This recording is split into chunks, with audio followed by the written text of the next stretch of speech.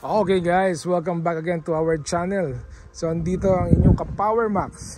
So yung vlog natin ngayon ay tungkol sa electric grass cutter na Ozito. Yan. So maraming lumalabas sa atin ito sa Pilipinas na surplus.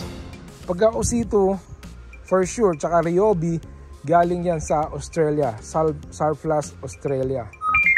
So marami na ito tinitinda sa Pilipinas. So binibidding to doon, pero ang bentahan yata sa Pilipinas na to more or less nasa 2,000 pesos to 5,000 pesos, depende sa watts niya. So itong ating gagamitin ay isang Ryobi na rechargeable. Yan. So 18 volts ito at meron siyang kasamang battery na 20 ampere hour. So ito ay 12 volts. So ang nilalagay lang ditong bala guys ay yung plastic. Ayan, kuha tayo ng sample ng plastic blade. So sa grass cutter natin sa Pilipinas, ang gamit natin ay tansi. Actually tansilan talaga ginagamit natin doon, nagkatapos na. So dito ito lang ang blade niya. Ayan lang. So isang pack nito nasa $3.5. So yan lang gamit niya dito. So para lang sa mga payat na payat na mga damo o bermuda na tumutubo. So ayun yung kasama ng battery. So sa Pilipinas may mabibili tayong ganito sa online. So may mga tatak yun na mga pinapakat lang din naman yung tatak sa Pilipinas. Yung mga na ganito sa Pilipinas, mga electric grass cutter. Kumbaga, mayroong steel na lumalabas, may steel-steelan, mayroong mga Kawasaki lumalabas, may Huyoma. So hindi na natin alam. So ang nagiging problema daw sa Pilipinas, sinasabi nila malakas daw malobat. Sandali lang lobat. Tapos medyo mahina kasi nakita ko ngayon medyo maliit yung motor dito sa harapan. Tapos mabilis maubos yung battery.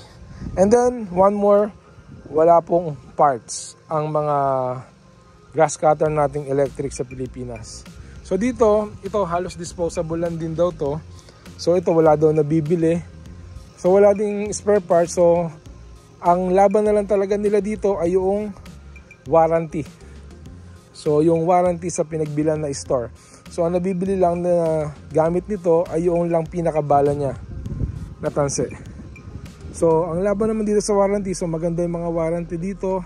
1 year, nagbibigay sila ng warranty na palitan for 1 year. And then yung iba namang store ay nagbibigay ng service warranty for 3 years. Ayan, Ryobi. So ang nakita kong ganito dito ay Ozito tsaka Ryobi. So testingin na natin to kung maganda ba tong pangtabas. So sa atin dyan sa Pilipinas, nakikita ko yung mga electric grass cutter. Bumabalik lang din daw ulit, kumukuha ulit sila ng digasolinang grass cutter. Kasi hindi daw kayang tabasin yung mga malalaki. So pang maliliit lang po siya talaga. So itong Ozito na to, so magagamit niya, medyo matagal pag ganito kaluwang. So ginagamit po kasi ito dito, mga panggilid-gilid. Ayan. Gigiliran niyo yung mga bato, gigiliran niyo yung mga hollow blocks. Kumbaga guguhitan niyo yung gilid ng hollow blocks para pantay na pantay. So dito ginagamit ay mower. Sa atin sa Pilipinas, halos puro online na pag nakakita tayo ng grass cutter na ganito. Usually ang reklamo talaga nila, sinasabi nila, una sa lahat walang spare parts. Pangalawa, nasusunog. Pangatlo, mahina. Ay, pinakauna pala, sorry mabilis malobat. Ayun. Ewan ko kung available yung battery pack. Pero yung battery pack yata nakakabili nung sa Pilipinas. Kasi may mga kasukat naman yan, mga ginaya ng China. So actually, China din galing lahat naman yun. Ayan. Testingin na natin. So ito yung niya, safety, ba tawag dito? Safety knob. Ayan. Ayan. Pag ginano natin parang barrel, pag hindi siya mapipindot. Pero pag ginano na natin to, mapipindot mo na siya. Game.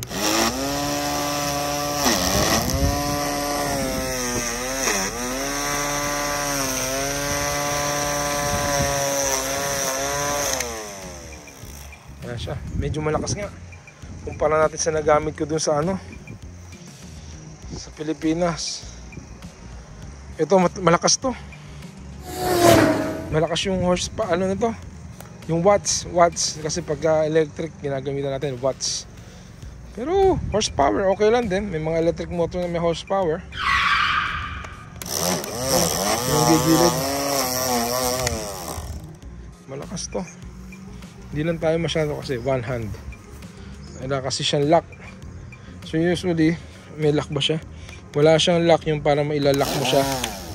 Siguro sa safety natin, kung mabitawan mo nga naman, tumama ka doon sa blade, eh delikado. So tingnan natin ha, kung kaya to.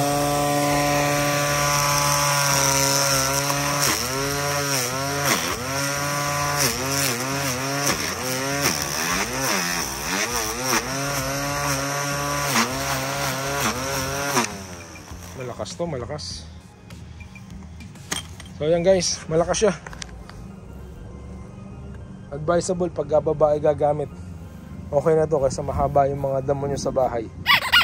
So yun lamang guys. Thank you for watching. Don't forget to subscribe to our channel, Power Max TV. At syempre, huwag nyo kakalimutan i-follow ang ating channel. Ayan. Para susunod natin vlog, ating abangan, i-demo natin, tsaka testingin natin yung electric naman na mower. Ayan siya. Okay guys, thank you for watching. God bless everyone.